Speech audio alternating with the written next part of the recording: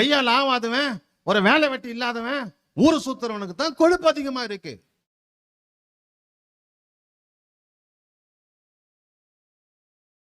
சபையில கொழுப்பு நிறைய. திருச்சபைகளை போய் பாருங்க, சபைகள்ல இன்னைக்கு நிறைய சபைகள்ல போதகரை எதிர்க்கிறதும், போதகரை மரியாதை இல்லாம பேசுறதும், சபையில குழப்பம் பண்றதும், சபையில ஆத்துமாக்களை கெடுக்கிறதும், கலகம் பண்றதும் எல்லாமே கொழுப்பு. இவைகள் உங்களை விட்டு நீங்க வேண்டும், அப்பதான் சமாதானம் கிடைக்கும். அடுத்தது பாவ நிவாரண பலி. பரிசுத்த ஆவியின் அபிஷேகத்தின் ஞானஸ்தானம் பெற்றுக்கொண்ட பின்பு ஒருவன் மனப்பூர்வமாய் பாவம் செய்யக்கூடாதாம்.